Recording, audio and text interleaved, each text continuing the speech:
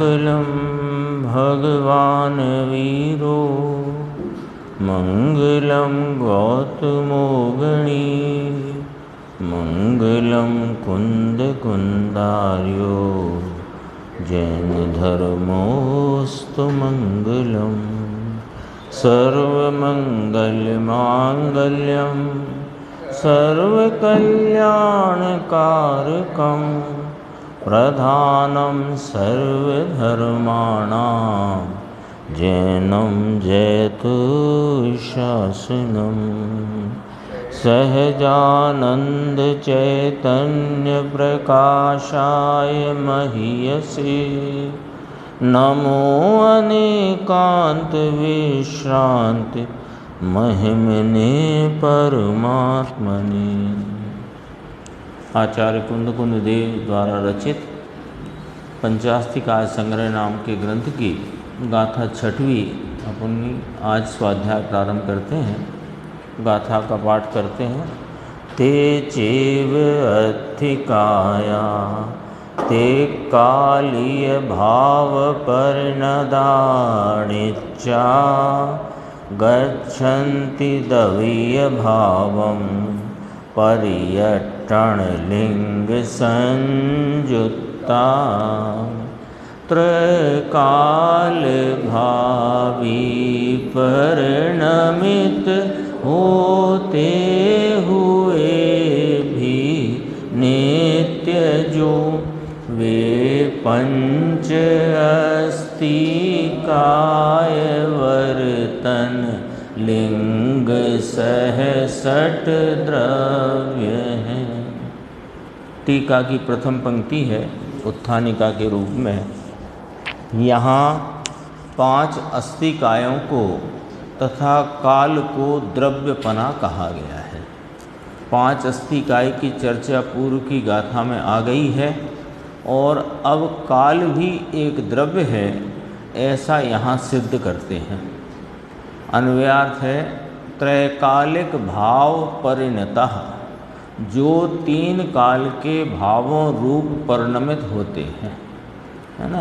काल की बात करना है तो यहाँ प्रारंभ ही यहाँ से किया, जो 3 काल के भावों रूप परिणमित होते हैं, यानी पहले भी परिणमित होते थे, परिणमित हो रहे हैं, परिणमित होंगे। जो 3 काल के भावों रूप परिणमित होते हैं तथा नित्य हैं, ऐसे वे ही अस्तिकाय जो अभी पिछली गाथा में जीव, पुद्गल, धर्म, अधर्म और आकाश 5 अस्तिकाय सिद्ध किए ना। अस्थि भी सिद्ध की, कायत्व भी सिद्ध किया। ऐसे वे ही अस्तिकाय परिवर्तन लिंग संयुक्ता। परिवर्तन लिंग यानी काल सहित, काल को यहाँ परिवर्तन लिंग कहा, यानी कि ये 5 अस्तिकाय द्रव्यों के परिणमन का चिन्ह जिससे ज्ञात होता है, ऐसा वह काल द्रव्य। तो उस काल सहित द्रव्य भावं गच्छन्ति, द्रव्यत्व को प्राप्त होते हैं। 5 अस्तिकाय और परिवर्तन लिंग रूप काल, ये सब ही द्रव्यत्व को प्राप्त होते हैं, अर्थात वे क्षयों द्रव्य हैं। ये बात यहाँ सिद्ध की। टीका है इसकी बहुत गंभीर और कुछ इसमें फुटनोट भी हैं। द्रव्य वास्तव में सहभावी गुणों को तथा क्रमभावी पर्यायों को अनन्य रूप से आधारभूत है।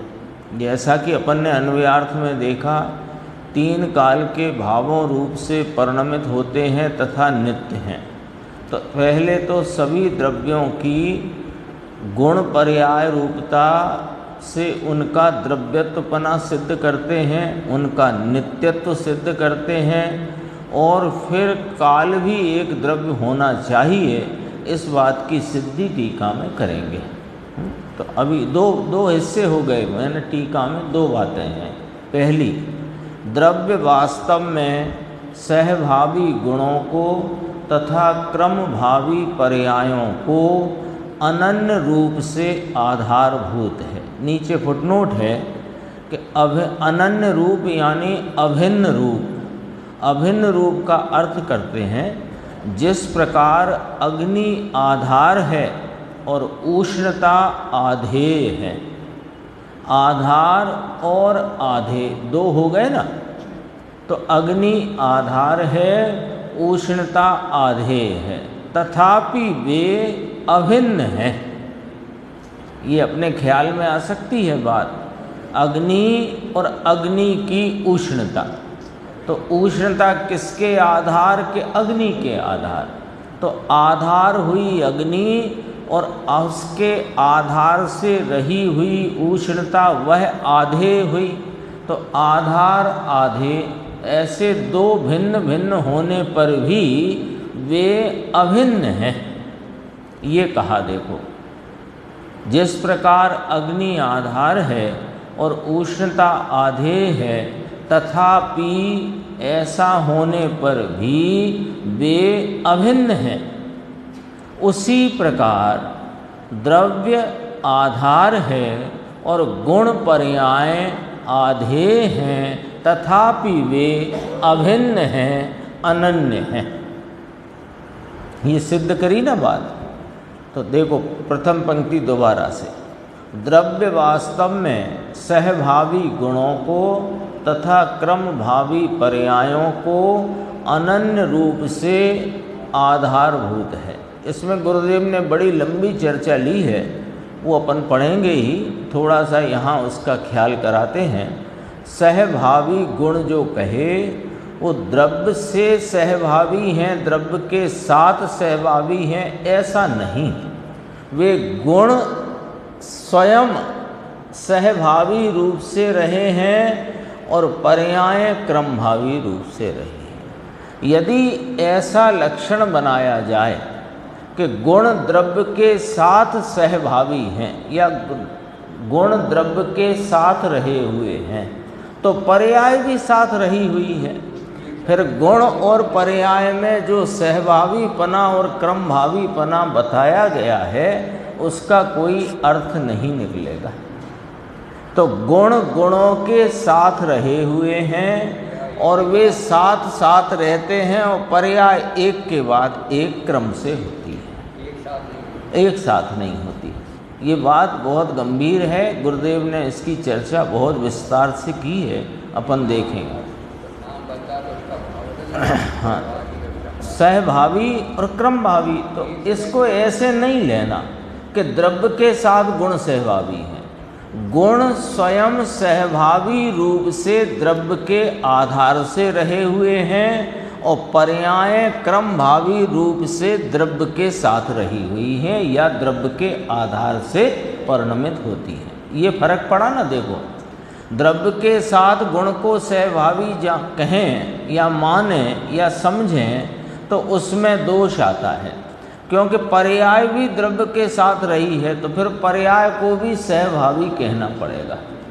और पर्याय तो सर्वज्ञ देव ने क्रमभावी कही हैं, तो सहभावी गुण और क्रमभावी पर्याय, इनका क्या अर्थ निकला कि जो गुण अनंत गुण वे सहभावी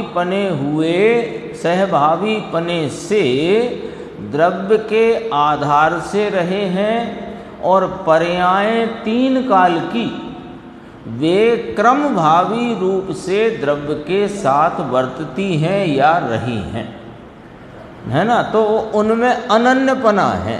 तो अभी अपन ने नीचे पढ़ा, गुण पर्याय आधेय हैं और द्रव्य आधार है ना, स्पष्ट। इसको और अपन विस्तार से देखेंगे आगे। इसलिए जो वर्त चुके हैं, वर्त रहे हैं और भविष्य में वर्तेंगे। ये कहाँ से लाए पंक्ति अमृतचंद्र आचार्य की? देखो, ये आई थी ना, त्रैकालिक भाव परिणीता। त्रैकालिक का अर्थ क्या हुआ? तीन काल का अर्थ, तीन काल बराबर भूत वर्तमान भविष्य। तो जो वर्त चुके हैं, वर्त रहे हैं और भविष्य में वर्तेंगे, उन भावों डैश लगा, उन भावों पर्यायों रूप परिणमित होने के कारण। यहाँ भाव का अर्थ द्रव्य, तो उन द्रव्यों का पर्यायों रूप परिणमित होने के कारण 5 अस्तिकाय हैं वे। 5 अस्तिकाय तो सिद्ध हो ही चुके हैं 5वीं गाथा में। और परिवर्तन लिंग काल, अभी इसको नित्यपना सिद्ध करते हैं सहभावी गुणों और क्रमभावी पर्यायों का अनन्य रूप से आधारभूत होने से। और एक काल द्रव्य भी है, वह भी नित्य है, तो उसका भी नित्यपना सिद्ध करना है। तो 5 अस्तिकाय की चर्चा तो हो गई। अब कहते हैं कि परिवर्तन लिंग काल, नीचे फुटनोट है, परिवर्तन लिंग यानी पुद्गलादि का परिवर्तन जिसका लिंग है, चिन्ह है। पुद्गलादि में परिवर्तन देखा जाता है कि नहीं, जीव में परिवर्तन देखा जाता है कि नहीं, कभी कम कषाय रूप, कभी अधिक कषाय रूप, ऐसा देखा जाता ना। मैं मनुष्य में त्रियंच में नारकी, ऐसा विभाव रूप परिणाम भी देखा जाता है। मैं चैतन्य स्वरूप आत्मा, ऐसी श्रद्धा का परिणाम भी देखा जाता है, मिथ्यात्व का परिणाम भी देखा जाता है। तो जीव और पुद्गल 2 को मुख्य लिया है। यद्यपि इसमें समाहित तो धर्मास्ति अधर्मास्ति आदि भी द्रव्य समाहित हैं, उनका भी परिणमन है, लेकिन यहाँ तो काल को सिद्ध करना है ना। तो धर्मास्ति का और अधर्मास्ति के परिणमन दिखाएं कैसे? तो जीव पुद्गल का परिणमन तो दिखता है ना, पुद्गल का भी दिखता है। गेहूँ था, आटा हुआ, आटे से फिर वो क्या कहते हैं, उसन गया, लोई बन गई, फिर रोटी बन गई, फिर लहू बन गया, फिर मल बन गया। दिखता है कि नहीं दिखता है? दिख रहा है ना। तो बस उसके आधार से काल द्रव्य की सिद्धि करेंगे।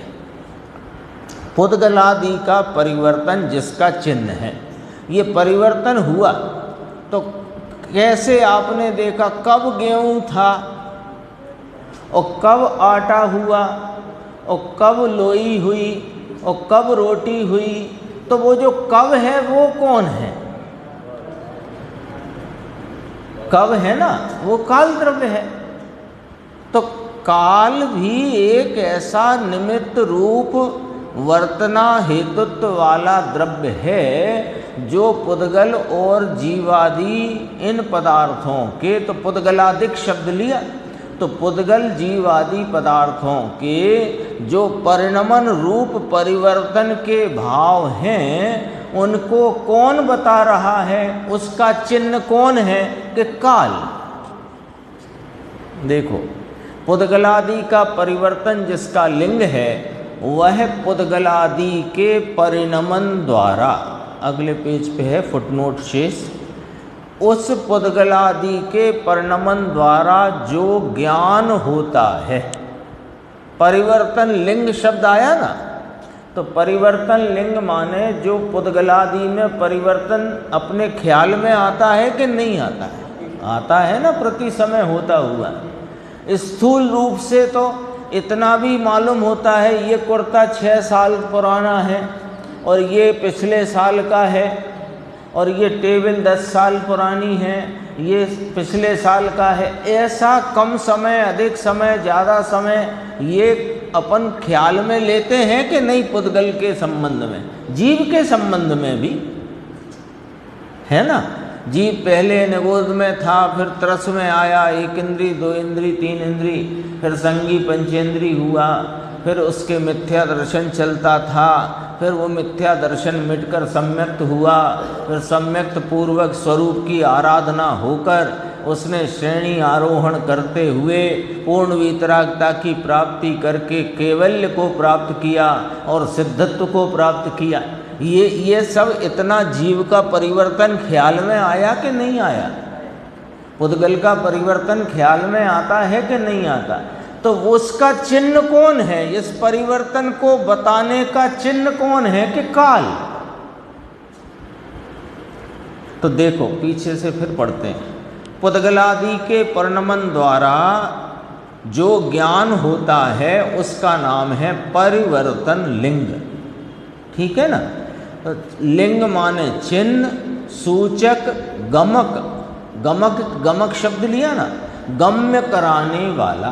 गमक, गम्य माने ख्याल कराने वाला, बताने वाला, जानने में आ सके ऐसा, बतलाने वाला, पहचान कराने वाला, ये लिंग शब्द का अर्थ लिया। अब अपन वापस आते हैं टीका में। देखो, वर्त चुके हैं, वर्त रहे हैं, भविष्य में बरतेंगे, यानी तीन काल रूप उन भावों के, उन द्रव्यों के पर्यायों रूप परिणमित होने के कारण पांच अस्तिकाय और परिवर्तन लिंग काल वे क्षयों द्रव्य हैं। द्रव्य सिद्ध किया, वे क्षयों द्रव्य हैं। द्रव्य हैं क्यों कि गुण पर्यायवत द्रव्यम, और गुण पर्यायों का आधारभूत है पांच अस्तिकाय और काल द्रव्य। वो अभी कहते हैं, देखो, भूत, वर्तमान और भावी भाव स्वरूप परिणमित होने से वे कोई अनित्य नहीं है। वे पांच अस्तिकाय जिनकी अस्थि उत्पाद व द्रव्य युक्तम सत से पिछली गाथा में करी थी, है ना, तो वहाँ प्रकरण में काल द्रव्य न लिया था क्योंकि पांच अस्तिकाय का प्रकरण था। अब यहाँ कहना है कि काल को भी हम शामिल कर सकते हैं, हाँ, ऐसा कहना है यहाँ। भूत, वर्तमान, हाँ, कोई परिवर्तन नाम पर नमन। शास्त्र की भाषा में और शास्त्र के न्याय से प्रति समय प्रत्येक द्रव्य का परिणमन, अवस्था, दशा, हालत बदल रही है, पलटना हो रहा है, और पलटते हुए वह द्रव्य अपने स्वरूप को छोड़ता नहीं, इसलिए वह नित्य है। भूत, वर्तमान और भावी भाव स्वरूप परिणमित होने से वे कोई अनित्य नहीं है, क्योंकि भूत, वर्तमान और भावी भाव रूप अवस्थाओं में भी प्रतिनियत का अर्थ है अपने स्वरूप के प्रति नियत जो भाव है उसे वे छोड़ते नहीं। प्रतिनियत शब्द आता है ना, इंद्रियों के वर्णन में भी प्रतिनियत शब्द आता है। हाँ, वे चक्षु, कर्ण आदि इंद्रियां अपने प्रतिनियत विषयों को, ऐसा शब्द आता है ना, अपने प्रतिनियत विषयों को जानने में आलम्बन रूप निमित्त हैं, ऐसा आता है ना। अभी देखो, प्रतिनियत माने अपने अपने निश्चित, अपने, जैसे जीव के का ज्ञान दर्शन चेतना स्वरूप है, पुद्गल का स्पर्श रस गंध वर्ण स्वरूप है, धर्मास्ति का गति हेतुत्व आदि स्थिति हेतुत्व अवगाहन हेतुत्व, ऐसे उनके अपने निश्चित स्वरूप को वे छोड़ते नहीं हैं। प्रति समय परिणमते हुए वे बदलते हैं। तो बदलते हैं को यदि अपने को ख्याल कराएं या अपन ख्याल करें तो पुद्गल और जीव की अवस्था का परिवर्तन तो अपने ख्याल में आता है ना। तो वो परिवर्तन होने पर भी जीव परिवर्तित होकर पुद्गल नहीं हो जाता, तो उसका परिवर्तन परिणमन रूप भाव अनित्य होने पर भी, क्योंकि वह भूत में वर्त चुका है, वर्तमान में वर्त रहा है, भविष्य में भी अपनी अवस्थाओं में बरतेगा, तो भी वह अपने प्रतिनियत स्वरूप को, जिसका जो स्वरूप है अपना, उस स्वरूप को छोड़ता नहीं है। इसलिए वे माने पांच अस्तिकाय और काल ऐसे क्षयों द्रव्य नित्य ही हैं। टीका तो देखो आचार्य अमृतचंद्र देव की, टीका कितनी लाजवाब है। अब देखो, अब यहाँ पर सिद्ध करते हैं कि ये काल को आपने यहाँ क्यों शामिल किया। पांच अस्थिकाय की अस्थि सिद्ध करी, उनका कायत्व सिद्ध किया, जगत के वे द्रव्य हैं ऐसा सिद्ध किया, ऊर्ध्व अधो मध्य ऐसे 3 भाग करके उनके कायत्व की भी सिद्धि करी और अस्थि की भी करी, तो हमको 5 अस्थि काय का तो निर्णय दृढ़ हो गया। अब काल को क्यों शामिल करते हो, तो वो समझाते हैं। यहाँ काल पुद्गलादि के परिवर्तन का हेतु होने से, हेतु नाम निमित्त, तथा पुद्गलादि के परिवर्तन द्वारा, देखो ये एक लाइन में 2 बातें अरस-परस सिद्ध करेंगे। काल कौन है कि पुद्गलादि के परिवर्तन परिणमन का वर्तन का हेतु, क्योंकि 3 काल में वे द्रव्य अपने क्रम भावी पर्यायों से सहभावी गुणों से रहते हुए, सहभावी गुण वे नित्य रूप हैं और क्रम भावी पर्यायों में परिणमते हुए जो कि वे भाव अनित्य हैं, ऊपर आ चुकी बात। सो उन क्रम भावी परिणामों में परिणमते हुए भी परिवर्तित होते हुए जो हैं, तो उसमें कोई निमित्त होना चाहिए ना, तो उसमें काल द्रव्य निमित्त है। पहली पंक्ति इतनी। यहाँ काल पुद्गलादि के, काल माने काल द्रव्य, पुद्गल आदि के परिवर्तन का हेतु नाम निमित्त होने से, एक पॉइंट। दूसरा, तथा पुद्गलादि के परिवर्तन द्वारा उसकी पर्याय गम्य नाम ज्ञात होती है। पुद्गलादि के परिवर्तन से कैसे ज्ञात होती है? जैसे अभी अपन ने कहा, ये कुर्ता 6 साल पुराना, ये टेबल 10 साल पुरानी, ये पिछले साल का, ये 5 साल का, 5 साल पहले का, तो ये रहा भी है, परिणमित भी हुआ है, इसमें परिवर्तन भी हुआ है, तो वो परिवर्तन के द्वारा हमें उसके काल भाव का ज्ञान हो जाता है कि ये है ना, ये परिणमन परिवर्तन हो रहा है। तो वह परिवर्तन कैसे जाना आपने? काल सापेक्षता से। और कैसे जानोगे बताओ? परिवर्तन जाना ना। वो देखो, ये पहले सिलाया था 6 साल पहले, आज फट गया, तो फटने रूप जो परिवर्तन देखा वो किसके सापेक्ष देखा? फट गया था तो फटा ही होगा पहले से कि ना, पहले ये नया था और साबुत था, अब फट गया, परिवर्तन हुआ। तो ये परिवर्तन से क्या ज्ञात होता है कि काल की पर्यायें, काल द्रव्य की पर्यायें, इसलिए उसका अस्तिकायों में समावेश करने के हेतु उसे परिवर्तन लिंग कहा है। अब यहाँ समझना, अस्तिकायों में समावेश करने के लिए इसका अर्थ ये नहीं है कि उसे अस्तिकाय सिद्ध करना है। यहाँ अस्तिकायों के निरूपण में उसको समाविष्ट करना योग्य है, उचित है, न्याय संगत है। हाँ, 5 द्रव्य जो अस्तिकाय रूप से कहे गए, बताए गए, सिद्ध किए गए, उनके निरूपण के साथ काल द्रव्य का निरूपण करना भी योग्य है, उचित है, न्याय संगत है, ये कहना है। अस्तिकाय में समावेश का अर्थ ये नहीं कि उन्हें उसे अस्तिकाय सिद्ध करना है। तो उसे क्या कहा? उसका नाम क्या रखा? 5 अस्तिकायों का परिवर्तन लिंग। 5 अस्तिकाय द्रव्य हैं, उनका परिवर्तन लिंग, परिवर्तन, उनके परिवर्तन को बताने वाला काल द्रव्य है, ऐसा सिद्ध किया। देखो, इसका ब्रैकेट में खुलासा है, पुद्गलादि अस्तिकायों का वर्णन करते हुए उनके परिवर्तन नाम परिणमन का वर्णन करना चाहिए।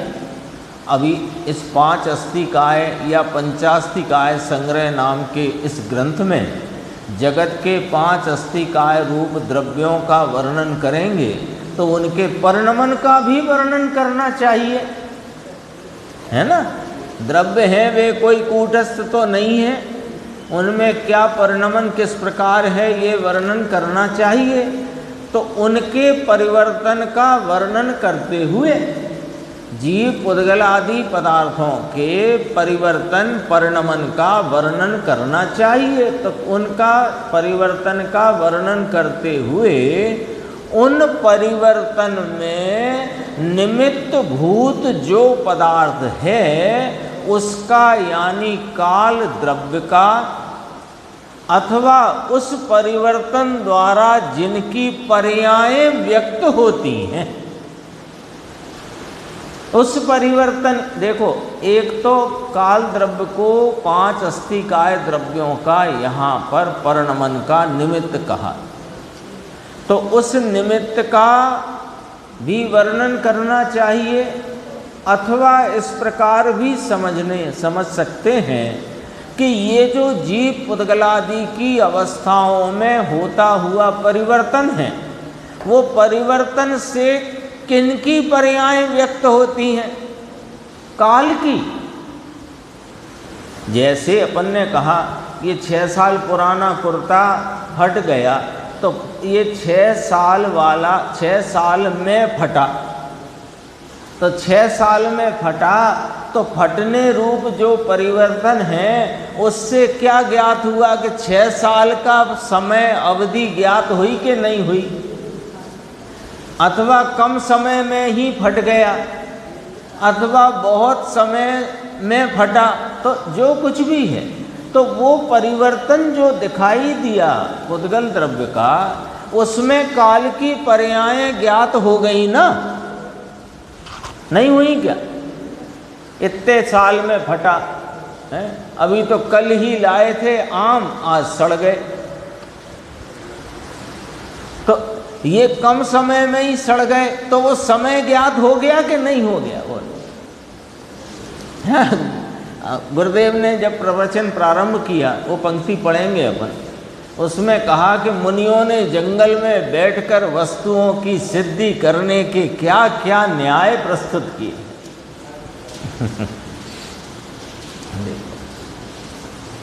उन परिवर्तन में निमित्त भूत पदार्थ का यानी कि काल द्रव्य का अथवा उस परिवर्तन द्वारा, ये बात इतनी गहराई से अपने को क्यों समझना है कि अपने जैन कहलाने वाले अन्य संप्रदाय इस काल द्रव्य को मानते ही नहीं। तो कल को कोई आपसे यों कह दे कि काल द्रव्य कौन होता है, कोई नहीं, तो वो काल द्रव्य कोई नहीं है ऐसी भ्रमणा आपको उत्पन्न न हो जाए, इसलिए इस बात को भली भांति अपने ज्ञान में दृढ़ता से निर्धारित करना चाहिए। उस पदार्थ का अथवा उस परिवर्तन द्वारा जिनकी पर्यायें व्यक्त होती हैं उस पदार्थ का यानी काल का वर्णन करना अनुचित नहीं कहा जा सकता।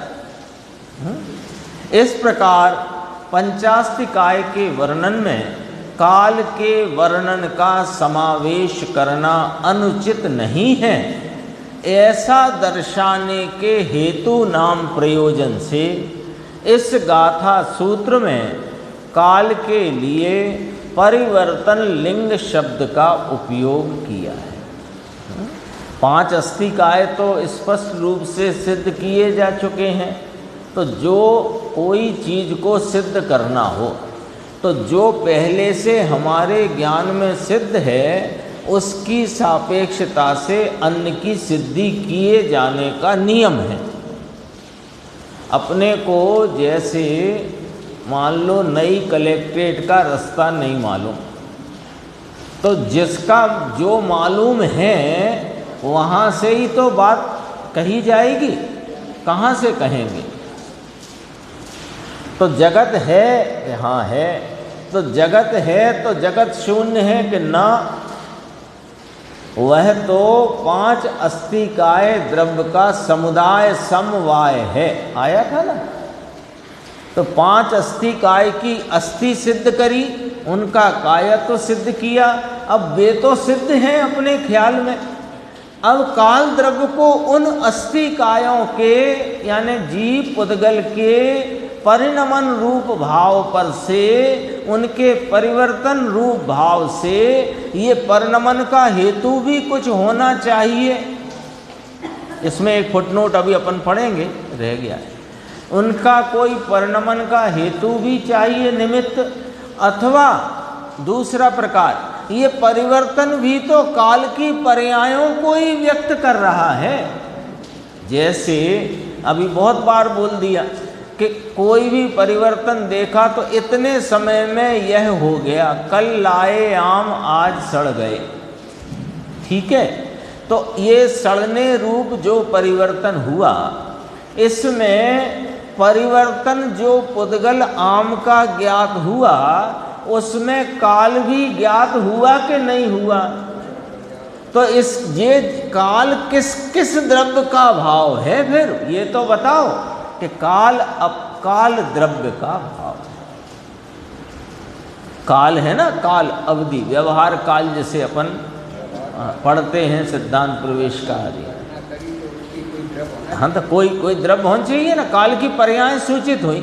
कल सुबह 9 बजे लाए थे, आज 11 बजे दिन में वे सड़े निकले। तो कल 9 बजे से अभी 11 तक 26 घंटे हुए, तो 26 घंटे को, तो 26 घंटे ये किसकी पर्याय है? है क्या न्याय प्रस्तुत करे हैं? देखो नीचे परिवर्तन लिंग का अपन फुटनोट है। यदि पुद्गलादि का परिवर्तन होता है तो उसका कोई निमित्त होना चाहिए। इस प्रकार परिवर्तन रूपी चिन्ह द्वारा काल का अनुमान होता है, ये बताया। इसके लिए एक दृष्टांत दिया है। जिस प्रकार धुआं रूपी चिन्ह द्वारा अग्नि का अनुमान होता है, धुआं है तो अग्नि भी होनी चाहिए, है ना। अपन बाहर निकलें इधर को और स्टेशन के पास धुआं दिखे तो अग्नि तो दिख नहीं रही, लेकिन धुआं दिख रहा है तो वहाँ अग्नि होनी चाहिए, अनुमान हुआ ना। तो यदि ये पुद्गल आदि के परिवर्तन में जो काल द्रव्य, काल की पर्याय हैं, तो कोई काल द्रव्य होना चाहिए, सिद्धि करिए। इसलिए काल परिवर्तन लिंग है। और दूसरा भाव, पुद्गलादि के परिवर्तन द्वारा काल की पर्याय कर्म, कम समय, कर्म नहीं है वो, कम समय, अधिक समय, ऐसी काल की अवस्थाएं गम्य होती हैं, नाम जानने में आती हैं। इसलिए भी काल परिवर्तन लिंग, परिवर्तन का सूचक बताने वाला भाव है। ऐसा करके यहाँ फुटनोट आया।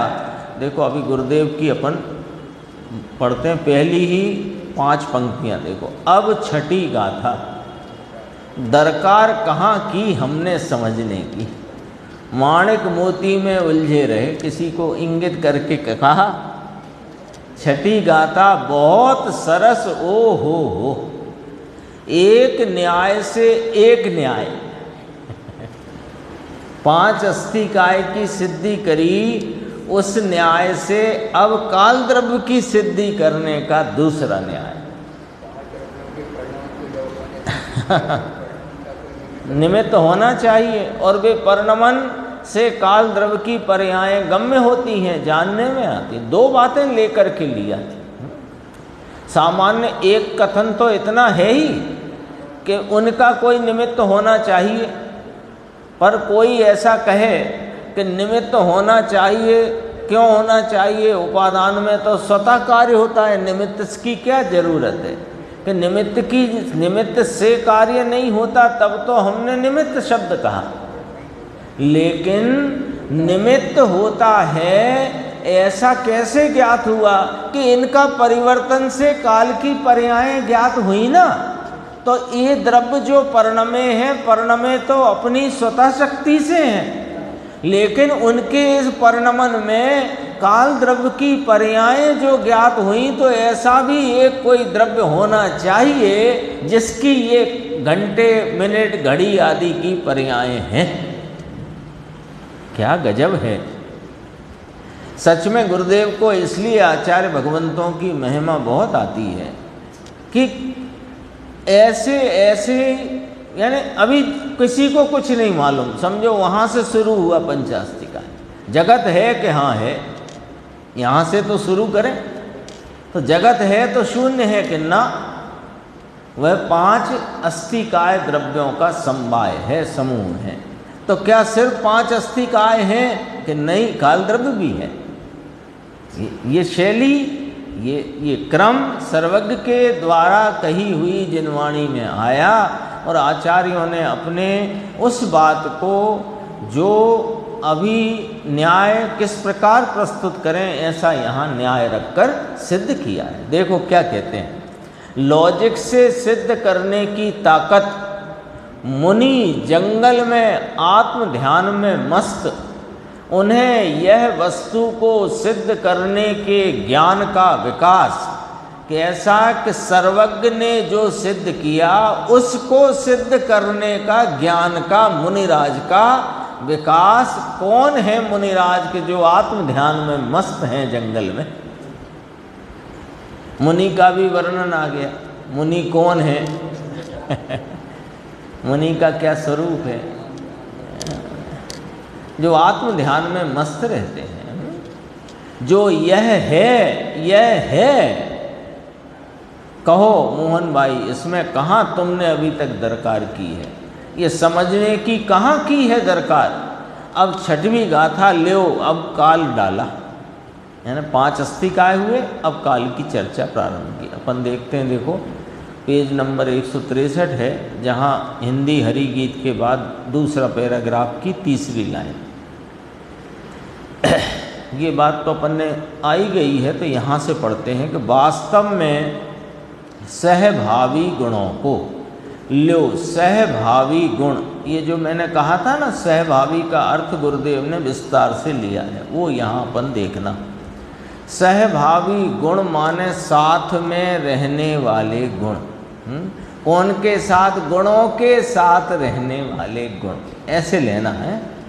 प्रत्येक परमाणु, प्रत्येक कालाणु, आकाश, प्रत्येक जीव वास्तव में सहभावी गुणों को, यानी साथ में रहने वाले गुणों को लो। इसमें द्रव्य के साथ रहने वाले गुणों को कहा या कि सहभावी गुणों को कहा? अभी अपन ने चर्चा की थी, सहभावी, द्रव्य के साथ सहभावी ऐसे नहीं लेना है।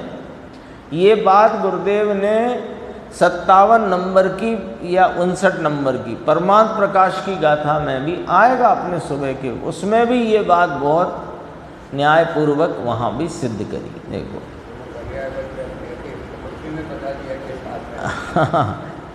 तो फिर पर्याय भी तो साथ रहती है, तो फिर उसको भी सहभावी बोलो, क्रमभावी क्यों बोला? ये इसका न्याय है। देखो, द्रव्य के साथ रहने वाले गुणों को या सहभावी गुणों को कहा, परंतु द्रव्य के साथ रहना कह रहे हैं कि गुण के साथ रहना कह रहे हैं सहभावी गुणों से? ऐसा प्रश्न है। सहभावी गुण, साथ में रहे हुए गुण, यानी गुण अनंत एक साथ रहे हुए हैं, ये सहभावी गुणों का अर्थ ये आया। और क्रम भावी पर्यायों को, द्रव्य वास्तव में सहभावी गुणों, सहभावी गुण अर्थात एक साथ रहे हुए गुण, ऐसा। तो गुण एक साथ रहे हुए हैं, ये सहभावी पने या सहभावी शब्द से कहा। द्रव्य के साथ रहे हुए ऐसा यहाँ नहीं कहा। गुण एक साथ रहे हुए हैं, गुण हैं, द्रव्य वास्तव में सहभावी गुण अर्थात अनंत गुण एक साथ रहे हुए हैं, तथा क्रम भावी पर्यायों, पर्याय एक के बाद एक भाव है और गुण अनादि अनंत सहभावी, वे आपस में एक साथ रहे हुए द्रव्य के आधे रूप हैं, द्रव्य उनका आधार रूप है। अनन्य रूप से आधारभूत, ये दो सिद्धांत पूरे है ना। एक बात ये करी अनन्य रूप से आधारभूत, इसमें दो सिद्धांत लिए, गुण भी आधे हैं और पर्याय भी आधे हैं। एक तो लिया कि वास्तव में द्रव्य यानी वस्तु, उसमें साथ में रहे हुए, साथ में अनंत गुण साथ में रहे हुए, और पर्याय क्रम क्रम से रही हुई। ये चर्चा में बार बार एक ही बात बोलेंगे, लेकिन इसमें अपने को यह निर्णय कर लेना है कि गुणों का सहभावीपना किस प्रकार है और पर्यायों का क्रमभावीपना किस प्रकार है। वो यदि ख्याल में आ गया तो द्रव्य गुण पर्याय का सारा स्वरूप सामने आ जाएगा, और बिना उसके आए दृष्टि का विषय रूप द्रव्य वो ख्याल में आ नहीं सकता। इसलिए ये बात थोड़ी मुद्दे की है, जरूरी बात है। देखो, अनंत गुण साथ में रहे हुए और पर्याय क्रम क्रम से रही हुई, क्रम क्रम से होती हैं। चेतन में अनंत गुणी एक समय में पर्याय होती है ना। अनंत गुणी एक समय में एक पर्याय होती है। पूछते हैं सब पर्याय एक साथ होती हैं क्या? यानी भूत भविष्य वर्तमान की सब इकट्ठी हो गई क्या? सभी पर्याय एक साथ होती हैं क्या?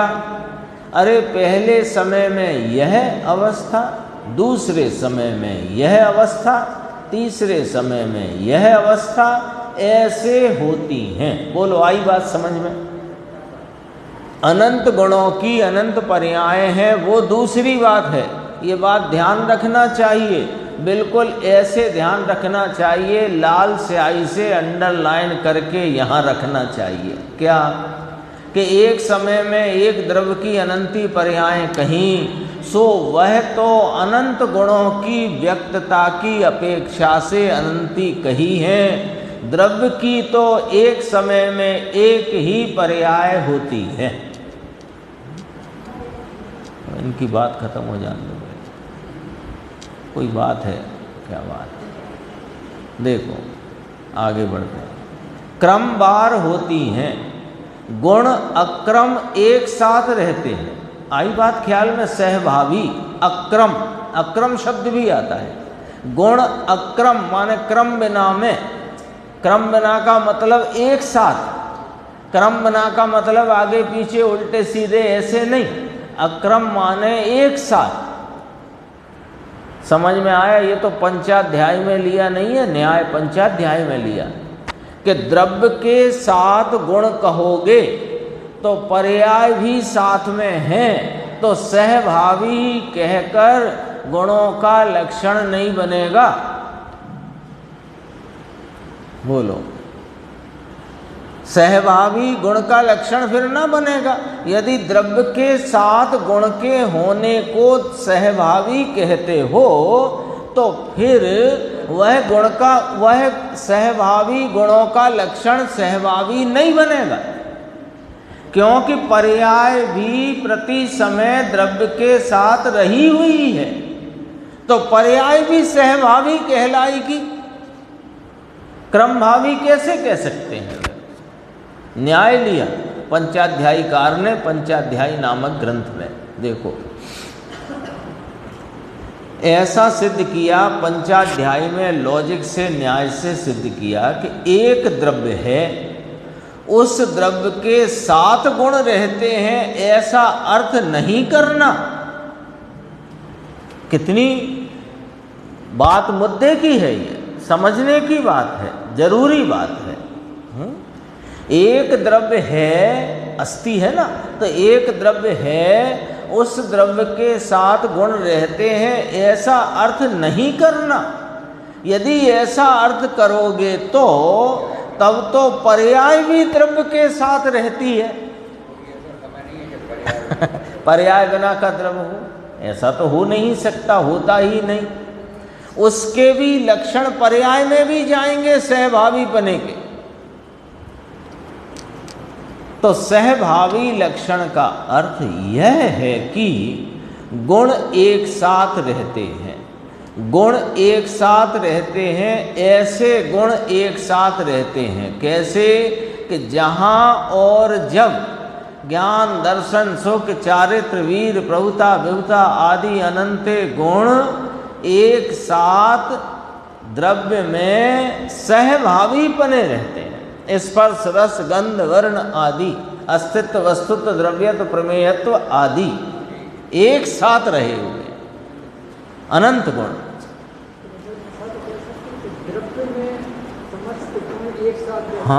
हाँ, द्रव्य में, क्योंकि द्रव्य को आधार कहा, गुण पर्यायों को उनका आधेय कहा। तो गुण गुण के आधार नहीं है, ये तत्वार सूत्र में भी आता है। निर्गुणा गुणा सूत्र आता है ना, गुण गुण के आश्रय नहीं। पंचाध्यायी में गुण की परिभाषा लिखी।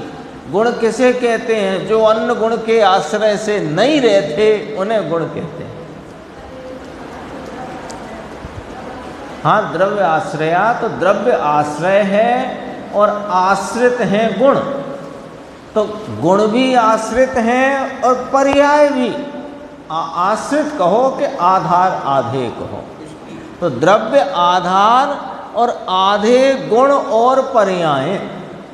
तो गुण किस प्रकार से रहे हैं कि द्रव्य, आपने कहा ना, वही भाषा लेते हैं। द्रव्य में गुण सहभावी बने रहे हैं और द्रव्य में पर्याय क्रमभावी होती हैं। ये इस प्रकार से अपन कह सकते हैं। समुदाय ऐसा नहीं, ऐसे गुण एक साथ रहते हैं, ऐसा समुदाय ऐसा नहीं। ये तो एक ही शब्द में बड़ा अंतर। गुण का समुदाय वह द्रव्य ऐसे कहा, तो गुण के साथ, द्रव्य के साथ गुण रहते हैं, इसलिए सहभावी कहा। ऐसा नहीं बनेगा लक्षण या उसकी व्याख्या। ऐसा अभी नहीं बराबर। फिर देखो, दो पंक्ति छोड़ दो, चाहे पढ़ लो। यहाँ तो गुण एक साथ इसलिए सहभावी, द्रव्य के साथ गुण रहते हैं इसलिए सहभावी, ऐसा नहीं। गुण सब एक साथ रहते हैं ऐसा लेना। द्रव्य के साथ गुण हैं इसलिए सहभावी कहा गया है कि नहीं, ऐसी व्याख्या नहीं, ऐसा अर्थ नहीं है।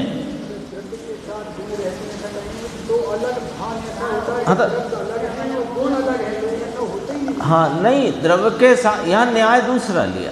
द्रव्य के साथ गुण रहते हैं इसलिए गुण सहभावी हैं, तो भाई साहब पर्याय भी तो द्रव्य के साथ है, तो पर्याय को भी सहभावी पना कहलाएगा, जबकि वे तो सर्वज्ञ ने क्रम भावी कही है। ये न्याय है। देखो, गुण सब एक साथ रहते हैं ऐसा, और पर्याय क्रमशः ऐसे होती है ऐसा कहा। द्रव्य वास्तव में सहभावी गुणों को तथा क्रमभावी पर्यायों को अनन्य रूप से आधारभूत हैं। ये चर्चा आई थी, उसी का खुलासा। ऐसा यहाँ तो कहा है, सहभावी गुणों को द्रव्य आधार और क्रमवर्ती पर्याय को भी द्रव्य आधार, दोनों का आधार द्रव्य और एक द्रव्य के आधे दोनों गुण और पर्याय। एक आत्मा है ना, समझाते हैं, एक आत्मा है ना, तो आत्मा के एक साथ अनंत गुण हैं। ज्ञान, दर्शन, आनंद, अस्तित्व, वस्तुत्व, अनंत सहभावी गुणों का आधार द्रव्य और उसकी अनंत क्रमशः पर्याय भूत, भविष्य, वर्तमान की प्रत्येक क्षण में होती हैं। पर्यायों को व्यतिरेकी भाव कहा था, तो भिन्न भिन्न भिन्न भिन्न वह सब क्रमवर्ती पर्याय का आधार द्रव्य, उसका आधार दूसरा द्रव्य नहीं, सिद्ध किया। पुद्गल के परिणमन का आधार उसका द्रव्य है, परिणाम का आधार उसका द्रव्य है, जीव नहीं। जीव ने राग किया या राग हुआ तो कर्म बंधन की पर्याय हुई, तो कर्म बंधन की पुद्गल की पर्याय का आधार पुद्गल है, जीव और जीव का परिणाम नहीं। ये भी सिद्ध हुआ ना साथ में। आगे देखते हैं थोड़ा देर। ये पेज आ गया 165। इसी प्रकार जीव अपने अनंत गुण साथ में गुण रहते हैं, गुण साथ में रहते हैं, एक गुण पहले दूसरा गुण बाद में, ऐसा नहीं। इसी प्रकार एक पर्याय समय की पहली और दूसरे समय की बाद में पर्याय ऐसी क्रमवर्ती है, परंतु तीन काल की पर्याय एक समय में हो ऐसा नहीं हो सकता। इस बात पर जरा विचार करके नक्की करना, क्योंकि कई स्थान पर ऐसा कथन आता है कि ये द्रव्य तीन काल की पर्यायों को पी के बैठा है।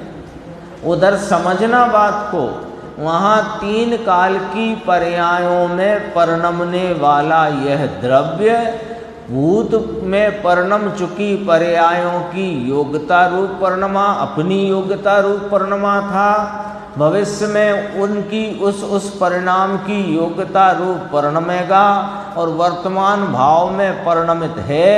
ऐसा उस योग्यता सहित भाव को बताने के लिए ये कहा जाता है कि द्रव्य या एक द्रव्य अपनी तीन काल की पर्यायों को पी के बैठा है। किंतु ध्यान रहे, रेड लाइट है यहाँ पर, ध्यान रहे कि तीन काल की पर्यायें एक साथ नहीं हो सकती। अपनी पीछे जो क्रमबद्ध पर्याय की चर्चा चली, वस्तु विज्ञान सार भी चला और परमार्थ वचन का भी चली पिछले 3-4 महीने में, तो उसमें ये बात कई बार आई कि पर्याय कहते किसे हैं? व्यक्तता के भाव को पर्याय कहते हैं, योग्यता के भाव को पर्याय कहते नहीं हैं। वो तो उसकी व्यक्तता की योग्यता है, व्यक्तता नहीं। तो वे पर्यायें भूत की, जिन्हें प्रवचन सार में 2 शब्द लिए, अनुत्पन्न और विनष्ट पर्याय। विनष्ट और अनुत्पन्न पर्याय, विनष्ट भूत की और अनुत्पन्न भविष्य की, वे पर्यायें सतरूप नहीं हैं, हाँ, अविद्यमान है। तो पर्यायों का निर्णय क्या निकला कि वे क्रमवर्ती होती हैं, एक समय की एक होती है। और पंडित दीपचंद जी कासलीवाल साहब, चिरविलास है ना उनका पुस्तक, उसमें कहते हैं कि गुण नहीं परिणमते, द्रव्य परिणमता है। गुण नहीं परिणमते, द्रव्य पर, ये अनंती पर्यायों का हिसाब समझ में आ जाए, इसके लिए ये बात कही। गुण नहीं परिणमते, द्रव्य परिणमता। तो एक द्रव्य की एक समय में कितनी पर्याय, इसमें भी आ गया, हाँ, द्रव्य की पर्याय।